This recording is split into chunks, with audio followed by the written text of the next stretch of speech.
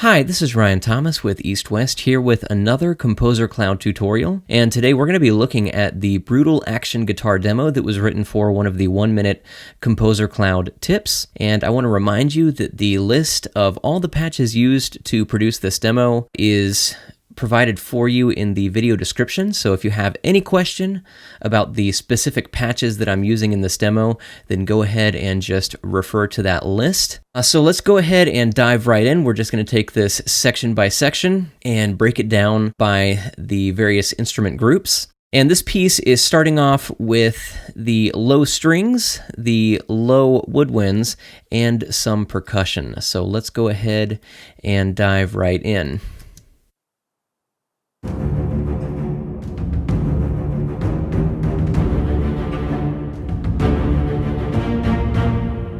All right, let's go ahead and stop there and break it down.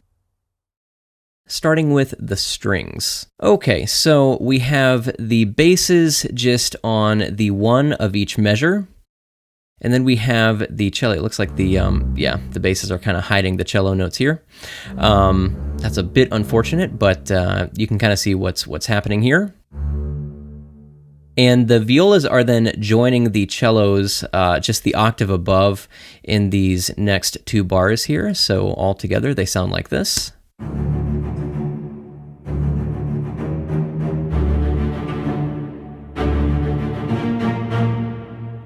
And that's what they are going to be doing until we get to measure 14. So let's now add our woodwinds, and we just have the bassoon and the bass clarinet playing the same line as the cello, and we will hear what they sound like with the strings.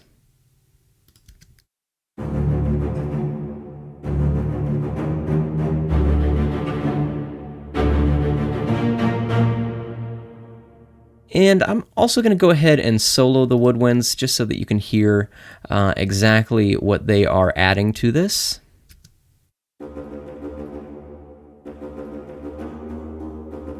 So they are just there to add some extra color, some extra texture, and a little bit more punch to that string line. Okay, and joining the strings and the woodwinds, we have our percussion. And let's see. There we go. So we are starting off with this gong hit, and it is fairly light. I just kind of wanted something there to fill that space a little bit, and the gong was perfect for that. And we have the Lord of Toms sort of taking the lead here in the percussion, along with, I'm just calling the Storm Drum 3 layers. I've got a bunch of patches in this one instance of play. You can see all the various patches that I have here, and you can also see the relative volume levels that I have them all set to. So, and in order to set it up like this, you really don't have to do much. You just have to add, whatever instruments you want to add, and just make sure that the MIDI output is set to Omni. And they will then all play in the same instance of play. So let's hear what our percussion sounds like with the strings and the woodwinds.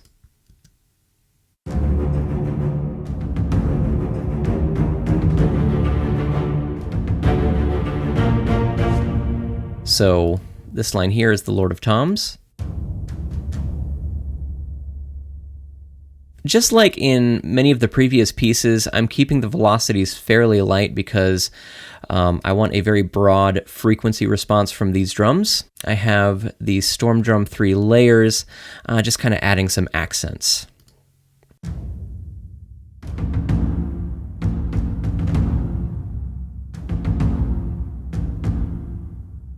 Okay, so let's go ahead and move on to the next part of the piece here. And this is where the fun really gets started. So let's go ahead and take it from the top.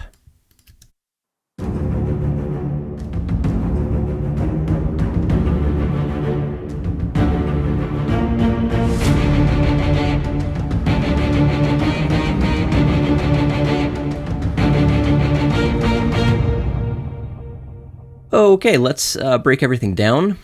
I want to start off by pointing out that for the string shorts, I'm just using the short mod patch, which has a few different short articulations, and they are triggered with the CC1 values.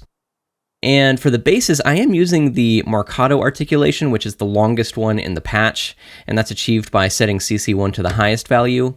But then for violins, violas, and celli, I'm using the shortest articulation, which is staccatissimo, and that's achieved by setting CC1 to its lowest value.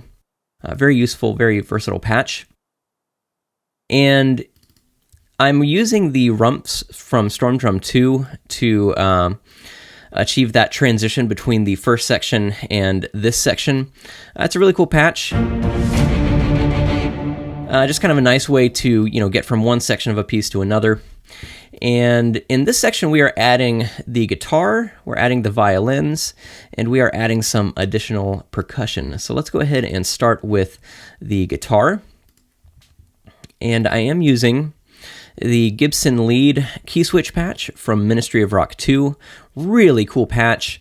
And I'm really just alternating between, I believe, the staccato and the staccato mute. And you can see exactly where those two articulations are being triggered by my key switches here. So I'm going to go ahead and solo that.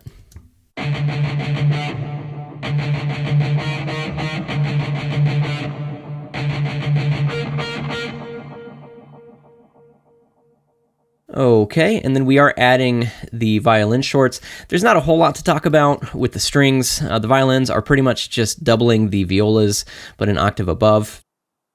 And we'll go ahead and solo those with the guitar.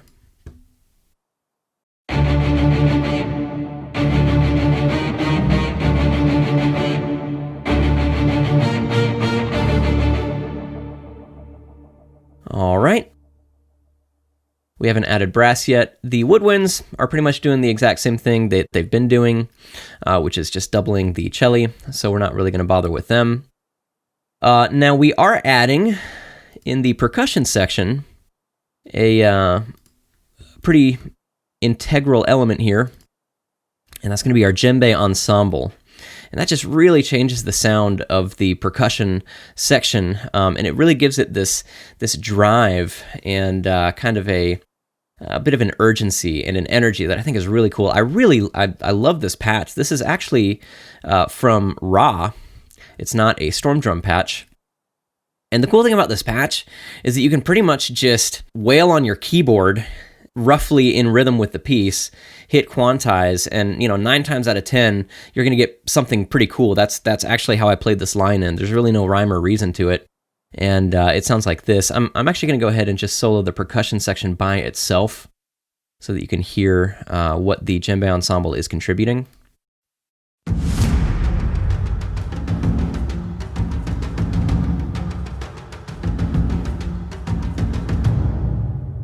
Yeah, so again, they just add this really cool drive, and let's go ahead and get into the next section here.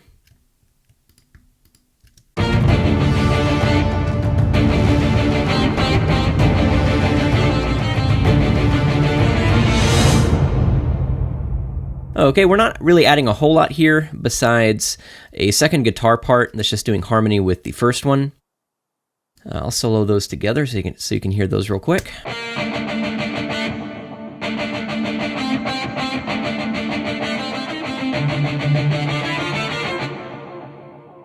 And I'm just using the exact same patch. I just copy and pasted into this track.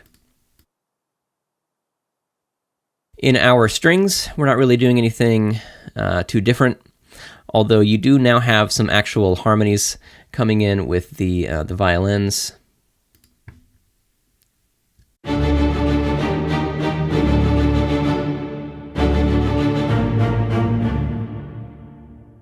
And in this very last measure here, we went to our legato violins, which we'll get to those in the next section. Okay, and then we are adding our brass, and it's nothing too crazy here.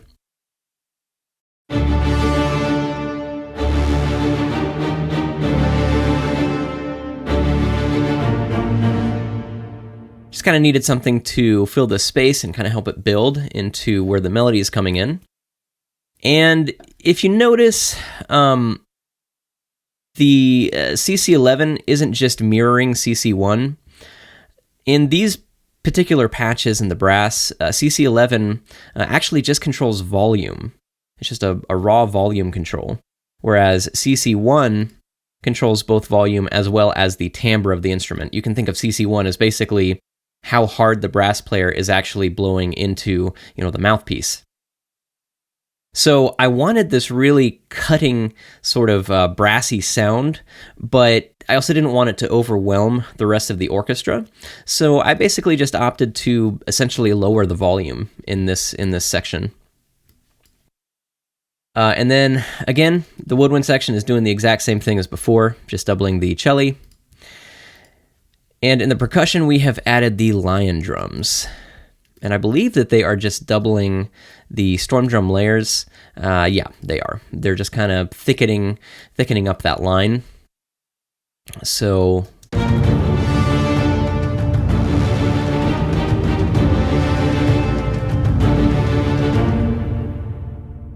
and with everything together.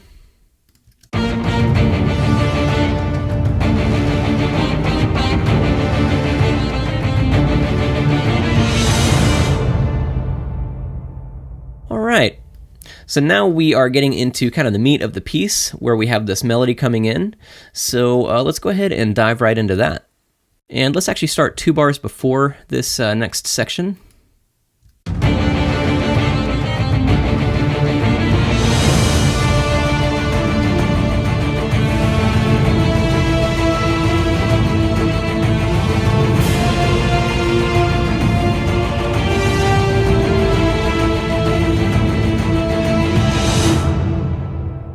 All right, let's break everything down.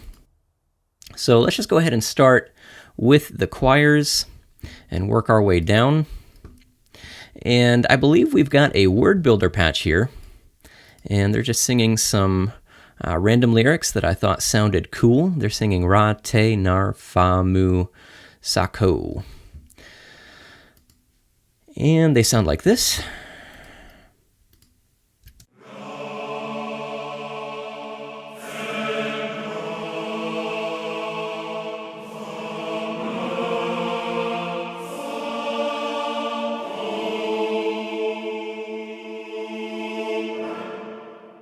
So they're pretty much just here to help fill some space and add some definition to the chords. Let's add our guitars. Now, we've done a couple things here. We've given the melody to guitar 1, and we've got guitar 2 kind of playing this ostinato line with the strings. So let's hear what they sound like together.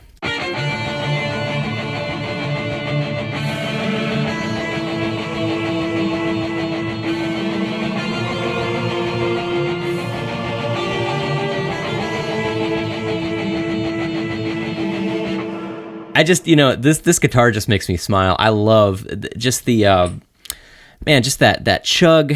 It's just such a cool sound. And it really just works in this context. I mean, even just that by itself sounds pretty cool. So what I'm doing in the first guitar here is I'm just using the key switch to trigger one of the sustain articulations. Let's see what exactly it is. So we are... A sharp 1 is going to be the medium vibrato. And then in guitar 2, we're just using the staccato mute articulation. All right, now I'm also adding the kanun, I think is how you pronounce it, from Silk. And this isn't really going to be heard as much as felt. It's a very subtle texture, but I just wanted something on the top end, just giving it a little bit more of a, just cutting through the mix just a little bit more. And it sounds like this with the guitars. Actually, you know what? I'm going to go ahead and solo it by itself because it's so subtle.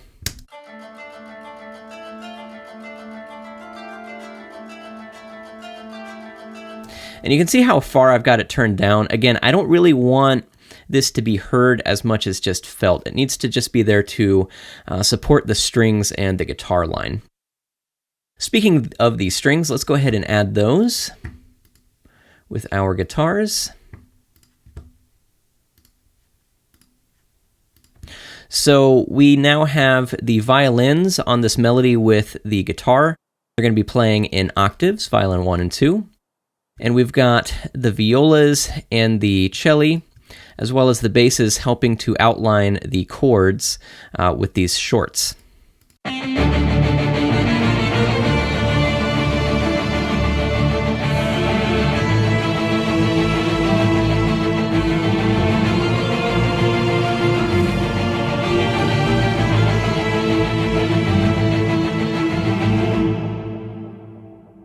Okay, and let's go ahead and add our brass. So we actually just have the French horns doing melody here. We haven't, we actually dropped the trombones from the section before.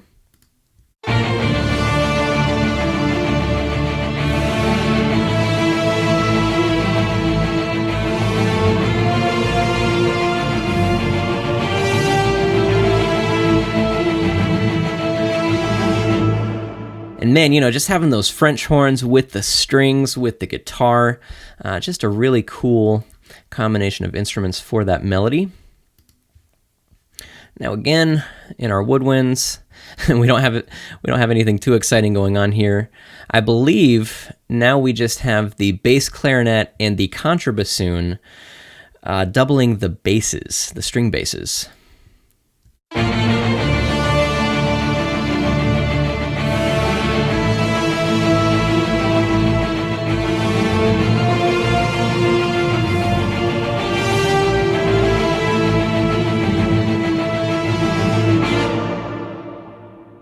And, you know, they're just going to be there to add a little bit more texture and help that line pop a little bit more. You know what? I think it would actually be good to solo those so you can hear what they sound like in isolation. Because again, you know, we're kind of dealing with elements that are more felt than heard.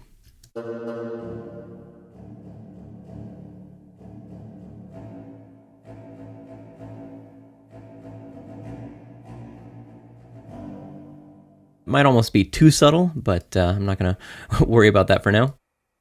And we're adding quite a bit of percussion here. So we've got the tambourine from Goliath. Let's see. And that's going to be in our orchestral percussion bus. All right, let's just hear the percussion by itself. So we have added the Dynasty Odaiko as well, just on the one of every other measure, just to add kind of a big hit. The lion drum is pretty much doing the same thing that it was doing before, as well as the epic toms. Now we have added the tickies. It's a really cool patch from, I believe, Storm Drum 2, and I'll actually go ahead and solo those for you.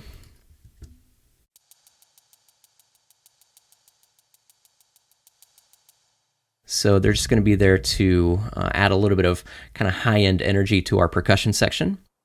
And we are also adding the Shime Daikos from, I'm going to say Storm Drum 2. Nope, Storm Drum 3, the Shime Daiko Ensemble. And they're just going to be kind of on these syncopated offbeats or something like that. I don't know exactly what to call that in 6/8.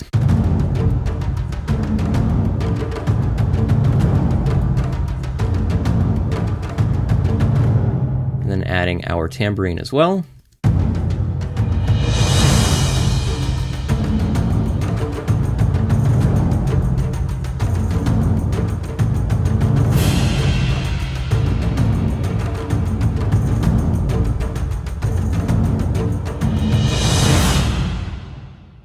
And the djembe ensemble is doing the exact same thing that it was doing in these measures back here. I believe what I did was I think I played about an 8-bar phrase and then just copy and pasted it.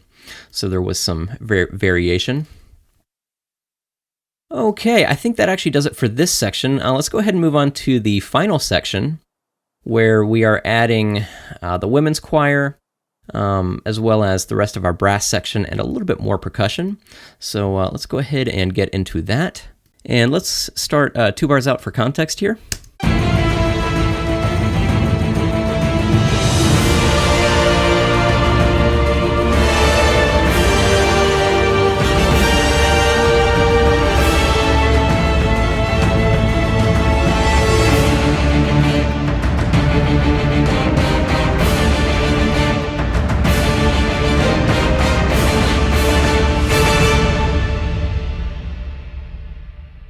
right, let's break everything down. We're going to start with the choirs.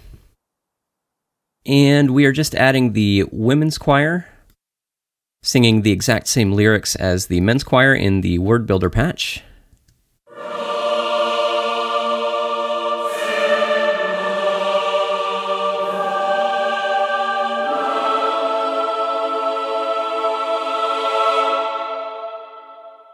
All right, let's go ahead and add our guitars.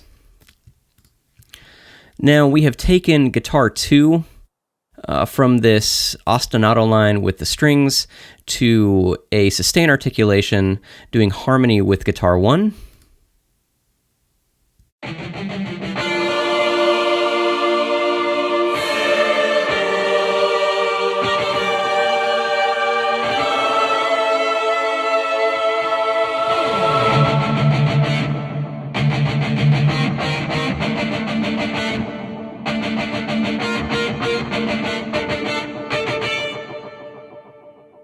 And as you can see, there is some key switch programming going on here. We've used A sharp 1 to trigger the medium vibrato sustain in the guitars, and D sharp 1 triggers this cool little effects articulation in this key switch patch that gives you this fall. And then we go right back to the staccato and staccato mute alternating articulations. All right, let's go ahead and add the kanun and the strings. And the kanun is actually kind of doing its own thing now, apart from the strings. It's just outlining the chord in fifths. But again, it's not really something you're going to hear. It's more something you're just going to feel. And we've taken the basses. I think I might have accidentally hidden the... Yeah. We've taken the basses from the shorts to a legato patch here. And let's see what that all sounds like together. We've also added some violin shorts.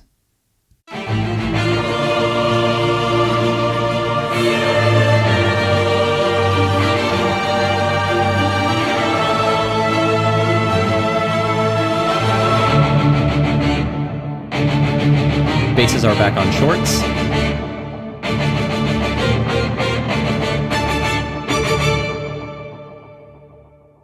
All right, let's go ahead and add our brass section. And we've got a full brass section for this part of the piece. So trumpet 1 and 2, French horn 1 and 2, trombone 1 and 2, and tuba.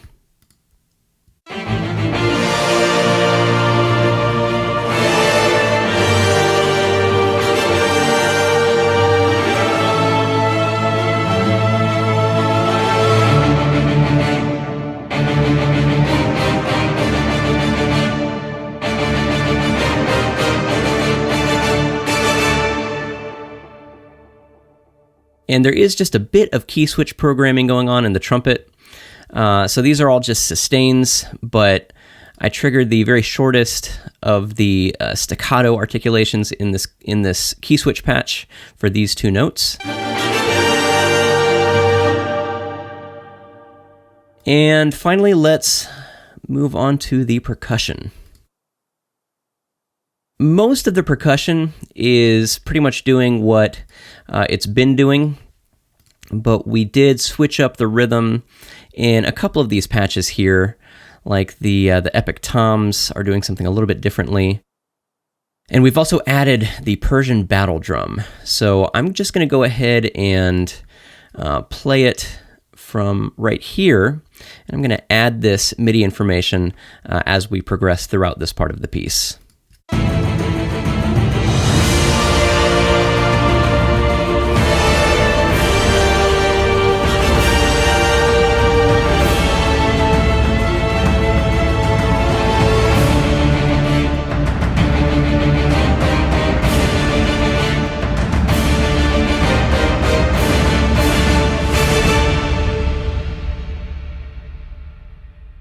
And that whoosh that you hear going into that last hit, once again, is one of the rumps from Storm Drum 2. Okay, I think that about does it for the piece. So let's go ahead and check out the reverb setup. And let's start with the choirs. So we are using the Davies Choir impulse response. And then for guitar, we are actually just sending to the stage verb, the classic digital, with the 2.7 second tail here. And as you can see, we're also sending a good bit to a stereo delay. For Qanun, we are using the Abandon Abbey. And for our strings, we are sending to the South California Hall string-specific impulse. And for brass, we are sending to the same room, but it's going to be the brass-specific impulse. And finally, for the percussion, as well as for the woodwinds, we are using the Northwest Hall rear room.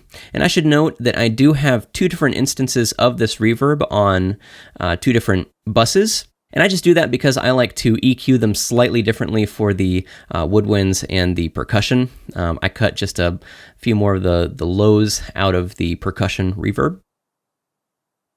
And of course, I still send most of the other instruments to that algorithmic verb that I was sending the guitars to as sort of a, kind of a glue reverb.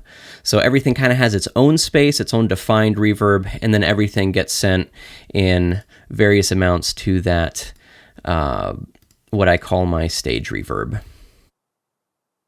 So I think that does it for this tutorial. If you have any questions, please let us know in the comment section, and I will try to get to them as quickly as I can. Otherwise, I hope you got some valuable information out of this, and thanks for watching, and we look forward to seeing you in the next video.